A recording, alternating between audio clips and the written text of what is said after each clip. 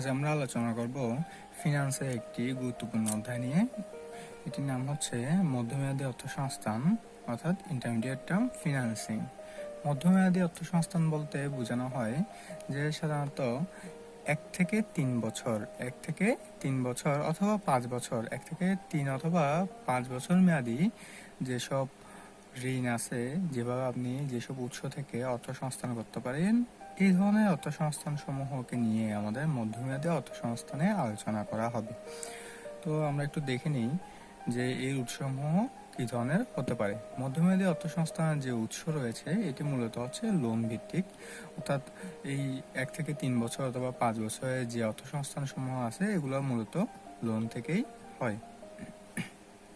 তো লোনের মাধ্যমে অর্থসংস্থান করার ফলে আপনাকে ঋণের কিস্তি পরিশোধ করতে হয়, ঋণের সুদও পরিশোধ করতে হয়। এই ঋণের সুদ এবং আসল পরিশোধের যে বা ইনস্টলমেন্ট পরিশোধের এটি হিসাব করার দুইটি পদ্ধতি রয়েছে। একটি পদ্ধতিকে আমরা বলি বেলুন মেথড, আরেকটিকে বলে ক্যাপিটাল রিকভারি মেথড বা মূলধন ফেরত পদ্ধতি। বেলুন মেথড অর্থাৎ আসলে এটির নামেই বেলুন মেথড, আমি একটু আর্ট করে আপনাদের দেখিয়ে দিলাম যে এটির নাম বেলুন মেথড, আর এটা হচ্ছে ক্যাপিটাল রিকভারি মেথড অর্থাৎ মূলধন ফেরত পদ্ধতি। এই দুটি পদ্ধতির মধ্যে কিছু পার্থক্য রয়েছে, আর অঙ্কসমূহ এই দুইটি পদ্ধতির মধ্যেই সীমাবদ্ধ।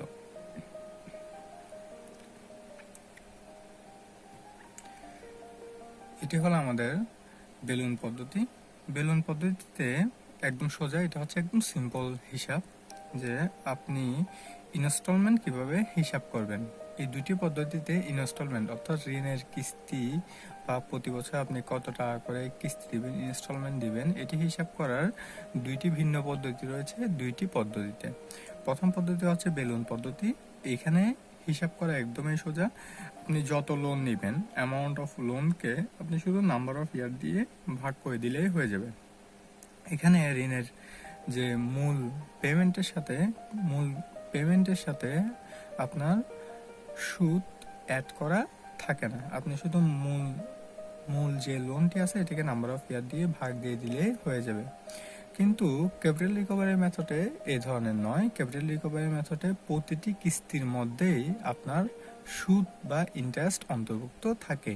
এই জন্য এই অঙ্ককে আমাদের প্রেজেন্ট ভ্যালু অ্যানুইটি সূত্র দ্বারা করতে হয়।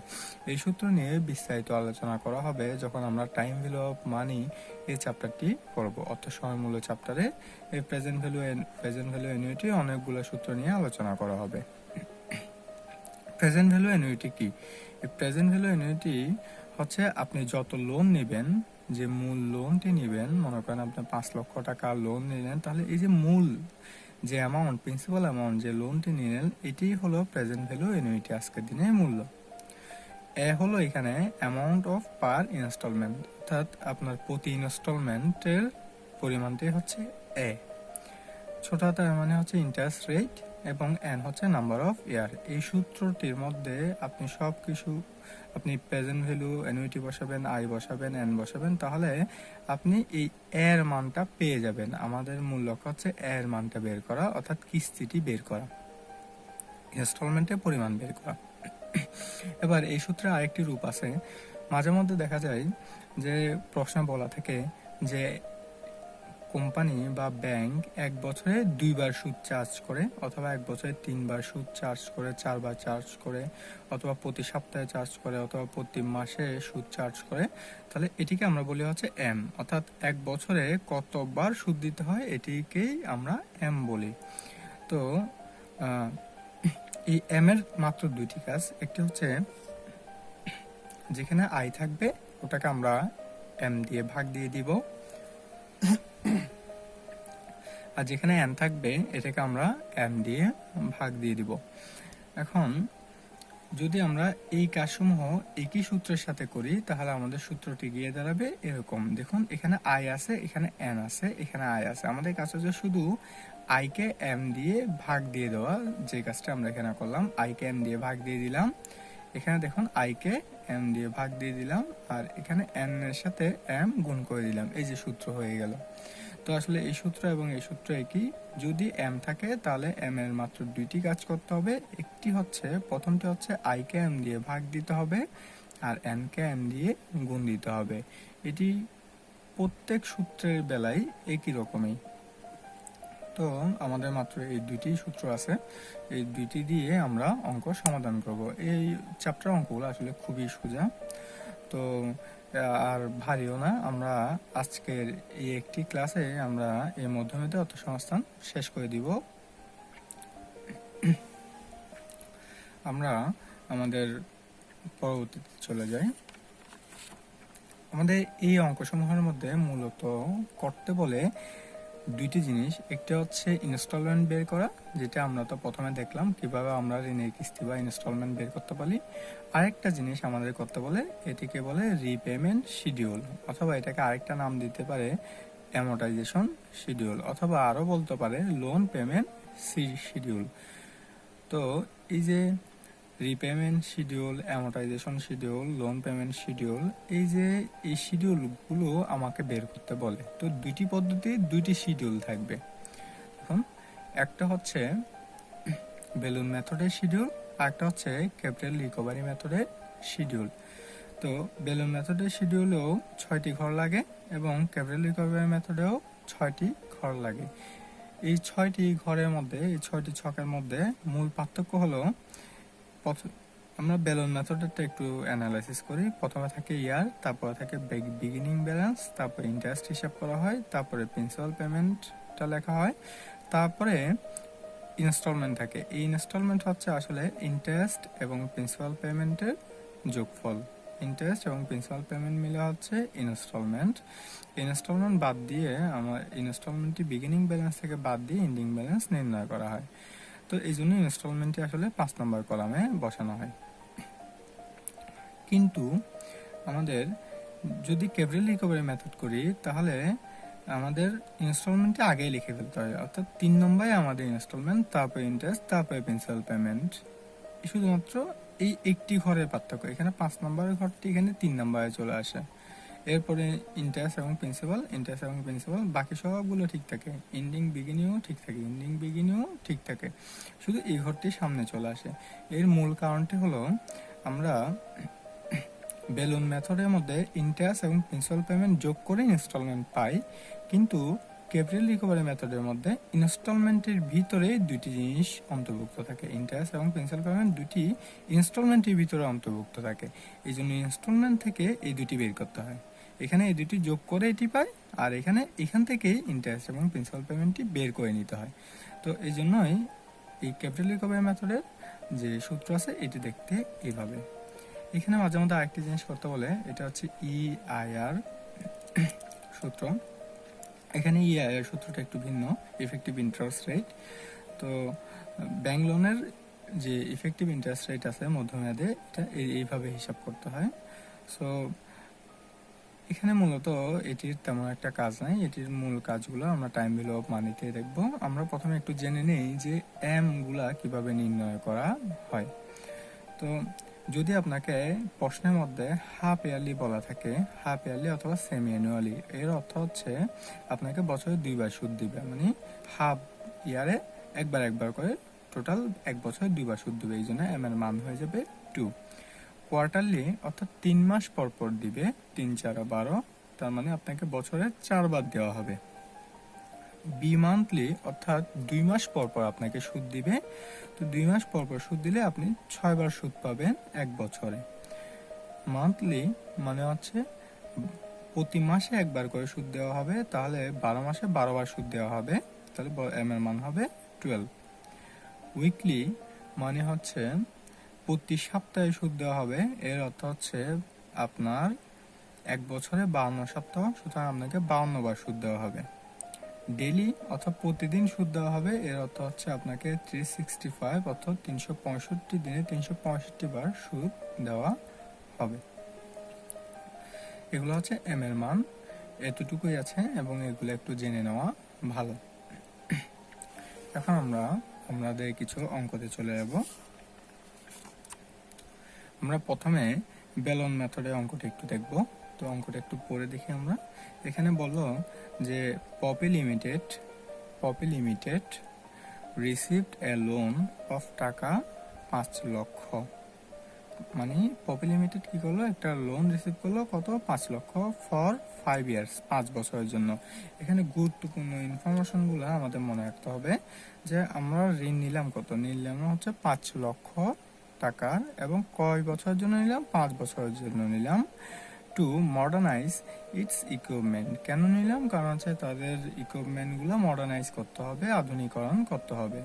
The loan is repayable in annual instalments, অর্থাৎ এই লোন সমূহ বার্ষিক ইনস্টলমেন্টে পরিশোধ করা হয়, এক বছরে একটি করে ইনস্টলমেন্ট দিতে হয়। And the interest rate is 10%, অর্থাৎ ইন্টারেস্ট রেটটি আমাদের হচ্ছে 10% করে দিতে হবে।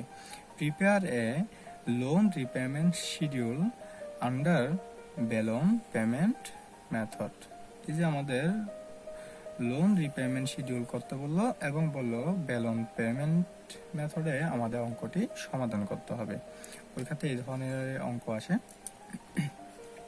প্রথম যে কাজটি হবে এটা হচ্ছে আমাদের অ্যানুয়াল ইনস্টলমেন্টটি বের করে নিতে হবে। যে আমি যদি 5 লক্ষ টাকা ঋণ নিই, তাহলে আমরা 5 বছর ধরে যদি পরিশোধ করি, প্রতি বছর আমরা নিশ্চয়ই 1 লক্ষ টাকা করে পরিশোধ করে দিব। তাহলে এই 5 লক্ষকে 5 দিয়ে ভাগ করে দিব, অর্থাৎ অ্যামাউন্ট অফ লোনকে আমরা নাম্বার অফ ইয়ার দিয়ে ভাগ করে দিলে আমরা আমাদের ইনস্টলমেন্টটি পেয়ে যাব। এবার আমরা রিপেমেন্ট শিডিউলে যে ছকটি আছে এটি করব। আমাদের যেহেতু 5 বছরের জন্য করতে হবে, এই জন্য আমরা নিচে 1 2 3 4 5 ইয়ার জন্য 5টি ঘর করে ফেলব। এখন আমাদের কাজ হচ্ছে যে আমাদের অঙ্কটি সমাধান করা। খেয়াল করুন আমাদের যে বিগিনিং ব্যালেন্সটি আছে এটি কত। বিগিনিং ব্যালেন্স হচ্ছে মানে আমি যত লোন প্রথমবারে নিলাম, এই লোন নিলাম হচ্ছে আমরা 5 লক্ষ টাকা আমরা লোন নিলাম। খেয়াল করুন এটি হচ্ছে সবচেয়ে গুরুত্বপূর্ণ, 5 লক্ষ টাকা আমরা লোন নিলাম। আচ্ছা, আমাদের ইন্টারেস্ট কত হয়, ইন্টারেস্ট হচ্ছে at 10%, অর্থাৎ আমাদের এই যে লোন আমাদের থাকে প্রতি বছরের শুরুতে যে পরিমাণ লোন থাকবে তার উপর আমাদের 10% ইন্টারেস্ট দিতে হবে। এই ইন্টারেস্টটা সবসময় বিগিনিং এর উপর দিতে হবে, মানে এই যে 2 নম্বর কলামে বিগিনিং ব্যালেন্স উপর দিতে হবে। অর্থাৎ আমরা লিখতে পারি 2 × 10%। যে 2 নম্বর কলামের সাথে যদি আমরা 10% গুণ করে দিই তাহলে আমরা ইন্টারেস্টটি পেয়ে যাব। এখন 5 লক্ষে যদি আমরা 10% করি তাহলে আমরা পাবো হচ্ছে 50,000।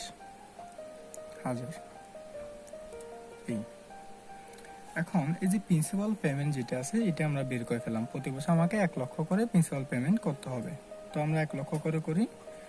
এই যে 1 লক্ষ প্রতি বছর যেহেতু করতে হবে তাই প্রতি বছর লিখে দিই সমপরিমাণ টাকা 1 লক্ষ 1 লক্ষ 1 লক্ষ এবং 1 লক্ষ। এই যে আমরা লিখে দিলাম প্রতি বছর যেহেতু 1 লক্ষ করে আমাদের প্রিন্সিপাল পেমেন্ট করতে হবে, আমরা লিখে দিলাম 1 লক্ষ করে। এখন দেখুন যে আমাদের প্রথম বছরে প্রিন্সিপাল পেমেন্ট দিতে হবে 1 লক্ষ এবং সুদ দিতে হবে 50,000। যদি আমি 1 লক্ষ টাকা প্রিন্সিপাল পেমেন্ট করি, সুদও দিই 50,000, তাহলে টোটাল ইনস্টলমেন্ট কত হবে আমার?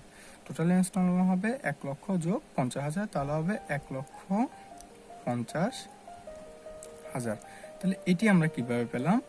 3 নম্বর এবং 4 নম্বর কলাম যোগ করে, 3 নম্বর কলাম এবং 4 নম্বর কলামটি যোগ করে আমি এটি পেলাম, তাই এটি লিখে দিলাম। এবার একটু খেয়াল করে দেখুন যে এন্ডিং ব্যালেন্স আমার কত থাকবে। দেখুন আমাদের বছরের শুরুতে যদি 5 লক্ষ টাকা লোন থাকে, 5 লক্ষের মধ্যে যদি আমি আমাদের প্রিন্সিপাল পেমেন্ট 1 লক্ষ টাকা করে দিই তাহলে আমার বছরের শেষে থাকবে হচ্ছে 4 লক্ষ টাকা। হ্যাঁ, এটি বলতে পারেন আমি তো টাকা দিলাম 1.5 লক্ষ টাকা, কিন্তু কেন 1 লক্ষ টাকা কমবো? কারণ হচ্ছে 1.5 লক্ষ টাকার মধ্যে 50,000 তো সুদ ছিল। সুদ কখনো আপনার ঋণকে কমাতে পারে না। আপনার ঋণকে কমাবে আপনার প্রিন্সিপাল পেমেন্ট, অর্থাৎ আসল আপনি কতটুকু পরিশোধ করলেন এটি আপনার ঋণকে কমাবে। প্রতি বছর যে এন্ডিং ব্যালেন্সটি থাকবে এটি বিগিনিং ব্যালেন্স হিসাবে চলে আসবে। 4 লক্ষ এখানে চলে আসলো, 4 লক্ষ। এবার 4 লক্ষ টাকার উপর 10% সুদ হবে। 4 লক্ষ টাকার উপর 10% সুদ করলে আপনি পাবেন 40,000 টাকা।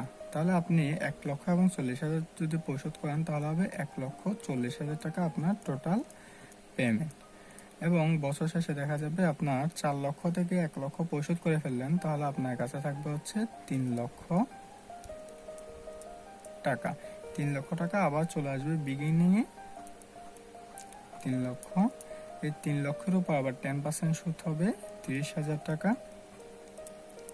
আপনি পরিশোধ করলেন 1,30,000 টাকা সুদ এবং আসল মিলে। তো আপনার আরও 1 লক্ষ টাকা কমে যাবে, কারণ আপনি আরও 1 লক্ষ টাকা পরিশোধ করে দিলেন। 3 লক্ষ থেকে 1 লক্ষ চলে গেলে আপনার থাকবে 2 লক্ষ টাকা। এই 2 লক্ষ টাকা আপনার বিগিনিংয়ে চলে আসবে। 2 লক্ষ টাকা উপর 10% সুদ হবে 20,000 টাকা। তাহলে আপনার থাকবে, আপনি পরিশোধ করলেন 2 লক্ষ, আপনি পরিশোধ করলেন যে 1,20,000 টাকা, 20,000 টাকা সুদ এবং 1 লক্ষ টাকা হচ্ছে আসল। তাহলে 1,20,000 টাকা পরিশোধ করলেন। আপনার যেহেতু আসল 1 লক্ষ পরিশোধ করলেন, আপনার মূল লোন থেকে আরো 1 লক্ষ টাকা কমে যাবে, তাহলে আপনার ব্যালেন্স হয়ে যাবে 1 লক্ষ টাকা। এটি বিগিনিং এ চলে আসবে। 1 লক্ষ টাকা উপর 10% সুদ হবে 10,000 টাকা। এবং এই 10,000 টাকার এবং 1 লক্ষ টাকা যে পরিশোধ করলেন, তাহলে আপনার হবে হচ্ছে 1,10,000 টাকা আপনি টোটাল পেমেন্ট করলেন। আর আপনার যেহেতু 1 লক্ষ টাকায় আমাদের ব্যালেন্স ছিল, বিগিনিং ব্যালেন্স, এবং 1 লক্ষ টাকার আসলে আপনি পরিশোধ করলেন, এবং আপনার শেষে গিয়ে আপনার কি হবে, লোন হবে 0। অর্থাৎ আপনার যে লোন আছে এটি সম্পূর্ণরূপে পরিশোধিত হয়ে গেল, এটি পরিশোধ সম্পন্ন হয়ে গেল। এই যে এটি হচ্ছে আমাদের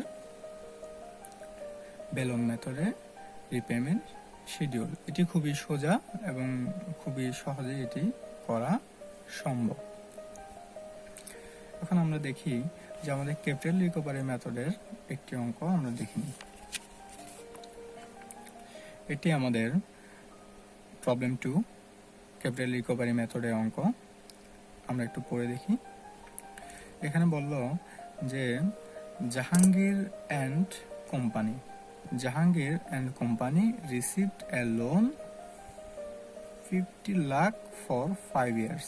অর্থাৎ 50 লক্ষ টাকার একটি লোন নিল জাহাঙ্গীর অ্যান্ড কোম্পানি 5 বছরের জন্য। ঠিক আছে, এখন বলল the loan is repayable by yearly, অর্থাৎ প্রতি বছরে একবার করে ইয়ারলি ইনস্টলমেন্টসের মাধ্যমে এটি পরিশোধ করা হবে। তার মানে 5 বছরে 5 বার ইনস্টলমেন্ট দেওয়া হবে। ঠিক আছে, while the interest rate is 15%, অর্থাৎ ইন্টারেস্ট রেটটি কত পার্সেন্ট, 15%। তারপর বলো prepare a loan amortisation schedule under capital recovery method. অর্থাৎ ক্যাপিটাল রিকভারি মেথডে আমাদের একটি লোন পেমেন্ট শিডিউল করতে বললো। আমাদের যখনই এই লোন পেমেন্ট শিডিউল করতে বলবে বা লোন অ্যামোর্টাইজেশন শিডিউল করতে বলবে, আমাদের প্রথম কাজটি হবে যে আমাদের প্রথমে বের করতে হবে ইনস্টলমেন্ট কত। তো আমরা কিছুক্ষণ আগে দেখলাম যে এই ক্যাপিটাল রিকভারি মেথডের ইনস্টলমেন্ট একটি সূত্রের মাধ্যমে বের করতে হয়। এই সূত্রটি আমরা এখানে লিখে দিব। এখানে পিবিএ মানে হচ্ছে অ্যামাউন্ট অফ লোন, আপনি কত লোন নিলেন, 50 লক্ষ টাকা। আয় হচ্ছে 15%। এই 15%কে আমরা যদি পয়েন্টে লিখতে যাই তাহলে আমাদের লিখতে হবে 0.15। এটি খুবই গুরুত্বপূর্ণ। যদি আপনি পার্সেন্টেজকে পয়েন্টে বানাতে না পারেন, সোজা কথায় এই যে এখানে যে সংখ্যাটি থাকবে এটাকে আপনি 100 দ্বারা ভাগ করে দিবেন। পার্সেন্টেজের কারণে 100 দ্বারা ভাগ করে দিলে পার্সেন্টেজ উঠে গিয়ে এটি পয়েন্টে রূপান্তর হয়ে যাবে। আপনি যদি 15কে 100 দ্বারা ভাগ করে দেন, এটাকে যদি সরাসরি 100 দ্বারা ভাগ করে দেন, তাহলে আপনার 0.15 চলে আসবে। এন হচ্ছে আমাদের ইয়ার, মানে কয় বছরের জন্য লোনটি নিলাম। লোনটা হচ্ছে 5 বছরের জন্য। এখন দেখুন এই যে প্রেজেন্ট ভ্যালু অ্যানুইটি 50 লক্ষ টাকা। এ হলো আমাদের এ থেকে যাবে, কারণ এটাই আমাদের নির্ণয় করতে হবে। আয় হচ্ছে আমাদের 0.15, তারপরে 1 মাইনাস 1 প্লাস 0.15, 0.15 হলো আমাদের আয়ের মান, ব্র্যাকেট পাওয়ার, পাওয়ার হচ্ছে n, এই যে শেষ। এখন আমাদের কাজ হবে এইটুকু আগে করা। 1 প্লাস 0.15 কত হচ্ছে 1.15, এটিকে পাওয়ার দিয়ে দিব 5, তাহলে আমরা পাবো 2.0113571। আবার এটিকে 1 দ্বারা ভাগ করে দিব পরের লাইনে। এটি করার সময় এই যে 0.15 যেটি আছে এটিকে আগে এই পাশে পাঠিয়ে দিব আমরা। এটিকে যদি এই পাশে পাঠাই, এই পাশে যেহেতু গুণ আছে, এই পাশে যেহেতু ভাগ আছে, এই পাশে গেলে আমাদের কি হয়ে যাবে, গুণ হয়ে যাবে। দেখুন এর নিচে একটা ভাগ আকারে আছে, আমরা জানি সমান চিহ্ন এই পাশে যদি পাঠাতে হয় এটি গুণ হয়ে যাবে, যে গুণ হয়ে গেল। আর এখানে 1 কে আমরা এটি দিয়ে ভাগ করলে এটি পাবো, 1 থেকে এটি মাইনাস করে দিব। আর এখানে 0.15 দিয়ে আমরা গুণ করে দিব, তাহলে পাবো 7,50,000 ইকুয়াল টু এ মাইনাস এটি। এটিও মাইনাস করে দিব, তাহলে পাবো হচ্ছে 7,50,000 ইকুয়াল এ 0.50282326। এখন আমরা এই পুরো সংখ্যাটা এই পাশে পাঠিয়ে দিব। পুরো সংখ্যাটা যদি পাঠিয়ে দিই তাহলে এটি গুণ আকারে আছে, এটি এই পাশে গিয়ে ভাগ হয়ে যাবে। ভাগ হয়ে গেলে আপনি তো ফ্রি হয়ে গেল, তাহলে এ সমান এটি হয়ে যাবে, অর্থাৎ এটির ভাগফলটি এ সমান হয়ে যাবে। এই জন্য আমরা লিখে ফেলতে হবে এ সমান এত, এটিকে এটি দিয়ে ভাগ দিলে আপনি পাবেন এই আনসারটি। এখানে হচ্ছে 14,91,580। এখানে মাঝে মধ্যে 580 সরাসরি আসবে না, পয়েন্ট অনেক কিছু আসবে, তো আমরা পয়েন্ট অ্যাভয়েড করে ফেলবো, পয়েন্ট নিব না আমরা। তো আপনাদের একটু করে দেখাতে পারি যে এখানে হচ্ছে 750,123 7,50,000 ভাগ 0.502823। যদি আপনি ভাগ করেন তাহলে আপনি পাবেন এই যে কত, 14,91,000 14,91,578.5। এই যে এটি আসলো 578. যাই হোক, এটিকে একটু রাউন্ড ফিগার করে দেওয়ার জন্য এই যে এটিকে আমরা রাউন্ড ফিগার করে দিছি, যেন আমাদের পয়েন্টের ঝামেলাগুলো না আসে। এই রাউন্ড ফিগার করে দেওয়ার ফলে এটি এই ধরনের হয়ে গেল, 580 হয়ে গেল। তো আমরা মাঝে মধ্যে 1-2 বাড়িয়ে বা কমিয়ে এটিকে আমরা রাউন্ড ফিগার করে দিব। এটিকে আবার মিলাতে হবে, শেষে গিয়ে আমরা এই ট্রিক্সটি দেখে নিব যে আমরা কিভাবে এটিকে মিলাতে পারি। তো 14,91,580 এটি শেষে দুই একটা সংখ্যা মিলিয়ে এটাকে রাউন্ড ফিগার বানিয়ে দেওয়াই ভালো। তো আমরা এটি করলাম। এখন আমাদের কাজ হচ্ছে একটা শিডিউল তৈরি করা। এই যে আমরা একটা শিডিউল তৈরি করলাম, এই শিডিউলটি আমরা করে ফেললে আমাদের অঙ্ক হয়ে গেল। এখন আমরা দেখি যে এই শিডিউলটি আমরা কিভাবে করতে পারি।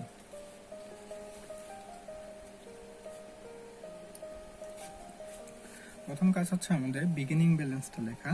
আমাদের বিগিনিং ব্যালেন্স কত? আমাদের বিগিনিং ব্যালেন্স হচ্ছে 50 লক্ষ টাকা।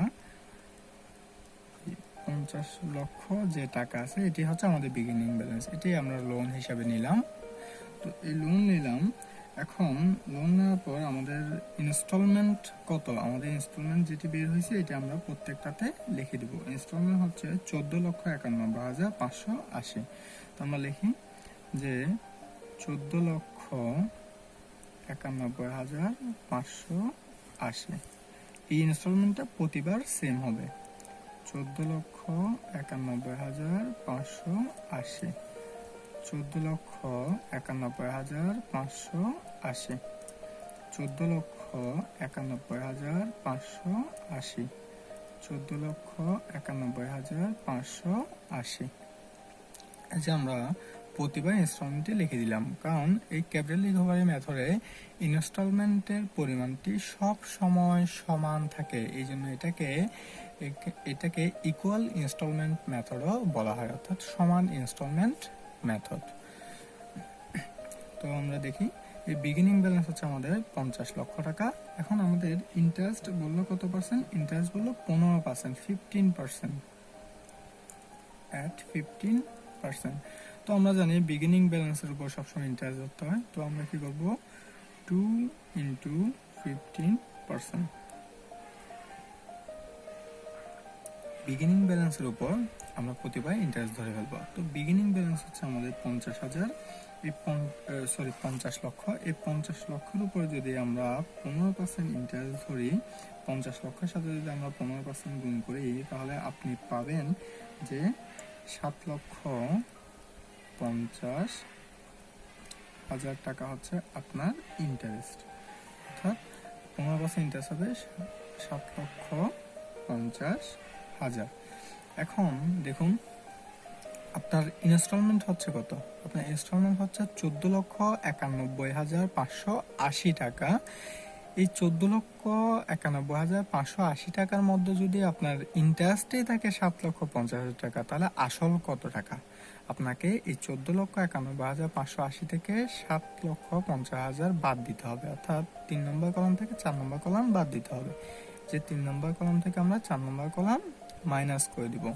আমরা যদি এটা থেকে যদি এটি মাইনাস করে দিই, তাহলে আমরা যেটি পাবো এটা হচ্ছে 7,41,580। 7,41,580। আমরা 14 লক্ষ সামথিং থেকে 7 লক্ষ সামথিং বাদ দিলাম, মানে এটা থেকে এটি বাদ দিলে আমরা এটি পেয়ে গেলাম। এখন এন্ডিং ব্যালেন্স। এন্ডিং ব্যালেন্স আপনারা সবসময় মনে রাখবেন, এন্ডিং ব্যালেন্স সবসময় বিগিনিং ব্যালেন্স থেকে প্রিন্সিপাল পেমেন্টটা বাদ দিতে হবে, কারণ একমাত্র প্রিন্সিপাল পেমেন্টেই আপনার লোনকে কমাতে পারে। তাহলে আমাদের 2 থেকে বাদ দিয়ে দিব আমরা কত, 5, মানে 2 বিয়োগ 5 নম্বর কলাম। তাহলে আমরা এখানে পাবো হচ্ছে 42,58,420। এটা হয়ে গেল আমাদের বিগিনিং। 50 লক্ষ থেকে আমরা 7,41,000 বাদ দেওয়ার পর এখন আমরা দেখি যে এটিকে আমরা বিগিনিং ব্যালেন্স হিসেবে নিয়ে আসব। এন্ডিং ব্যালেন্সটা বিগিনিং ব্যালেন্সে চলে আসবে। 42,58,000, 42,58,420 এটি চলে আসলো, এন্ডিং থেকে বিগিনিং এ চলে আসলো। এবার আমাদের কাজ হচ্ছে যে আবার ইন্টারেস্ট ধরা, কার উপর, এটির উপর 15% ইন্টারেস্ট ধরবো এবং 15% ইন্টারেস্ট ধরে এটাকে রাউন্ড ফিগার করে ফেলবো। আমরা এখানে কোনো ধরনের পয়েন্ট আনবো না। যদি আমরা এটার উপর 15% ইন্টারেস্ট ধরি, তাহলে আমরা যেটি পাবো এটা হচ্ছে 6,38,763 টাকা, এই যে ইন্টারেস্ট ধরে ফেললাম আমরা। এবার আমাদের কাজ হচ্ছে যে এই যে 14,91,000 থেকে এটা বাদ দেওয়া, অর্থাৎ 3 থেকে 4 বাদ দেওয়া, এই যে লেখায় আছে 3 থেকে 4 বাদ। তো আপনি যদি 3 থেকে 4 বাদ দিয়ে দেন, তাহলে আপনি পাবেন যে 52,817 টাকা। এখন আপনার কি করতে হবে, এই যে বিগিনিং ব্যালেন্স থেকে আপনাকে বাদ দিতে হবে এই 8,52,817 টাকা। তাহলে আপনি পাবেন হচ্ছে 34,05,603 এবং এটিকে আমরা আবার বিগিনিং এ নিয়ে আসবো।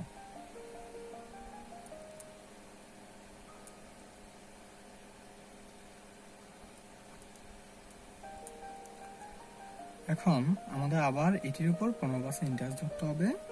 পয়েন্ট সমূহকে নিব না, পয়েন্ট সমূহকে অ্যাভয়েড করে ফেলবো। আমরা এটির উপর যদি 15% ইন্টারেস্ট ধরি, তাহলে আমরা পাবো 5,10,840।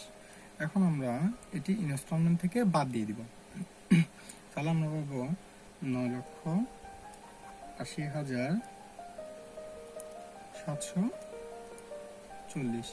এবার আমরা এই আমাদের বিগিনিং ব্যালেন্স থেকে এটি বাদ দিয়ে দিব, প্রিন্সিপাল পেমেন্টে বাদ দিয়ে দিব। প্রিন্সিপাল পেমেন্ট বাদ দিলে আমরা পাবো 24,24,863 টাকা। এবার আমরা এটিকে আবার ব্যালেন্সে বিগিনিং এ নিয়ে আসবো, 24,24,863 টাকা। এটির উপর আমরা আবার 15% সুদ ধরবো। 15% সুদ হবে 3,63,729 টাকা। এখন আমরা এই যে আমাদের 24 লক্ষ থেকে আমরা এই যে 3 লক্ষ সামথিং আমরা বাদ দিয়ে দিব। যদি বাদ দিই তাহলে আমরা পাবো হচ্ছে আমরা 14 লক্ষ থেকে এই 14,91,580 থেকে 3,63,729 বাদ দিয়ে দিব, মানে আমাদের ইনস্টলমেন্ট থেকে ইন্টারেস্টটা বাদ দিয়ে দিব। এই যে এখানে লেখা আছে 3 থেকে 4, মানে 3 থেকে 4 বাদ দিয়ে দিব। 3 থেকে যদি আমরা 4 কলমটি বাদ দিয়ে দিই তাহলে আমরা পাবো 11,27,851 টাকা। এবার আমরা এই 11,27,851 টাকা এটি আমরা 24,24,863 থেকে বাদ দিয়ে দিব। তাহলে যদি বাদ দিয়ে দিই তাহলে আমরা পাবো হচ্ছে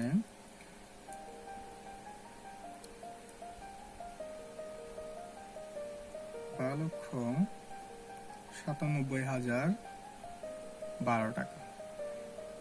এখানে এসে একটু চালাকি করতে হবে। এই জায়গাটি এসে সবচেয়ে গুরুত্বপূর্ণ, সবচেয়ে চালাকি কাজটা একটু মনোযোগ সহকারে দেখবেন।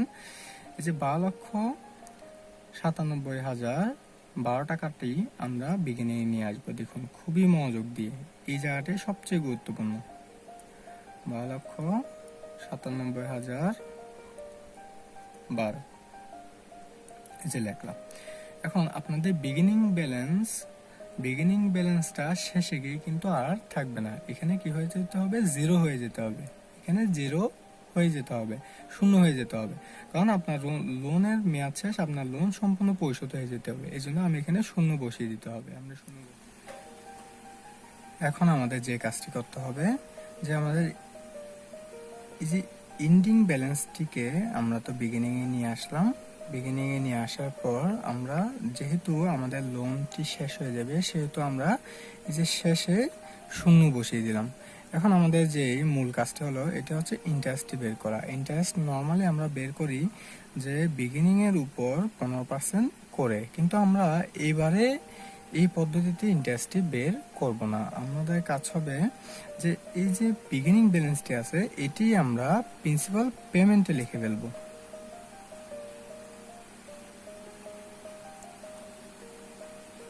12,97,012 এরপর আমরা এই 12,97,012টি আমরা 14,91,580 থেকে বাদ করে দিব। তাহলে আমরা পাবো 1,94,568 টাকা। এটি আমাদের ইন্টারেস্ট, এবং এটি থেকে এটি বাদ দিলে আমরা শূন্য পেয়ে যাব। ধন্যবাদ সবাইকে।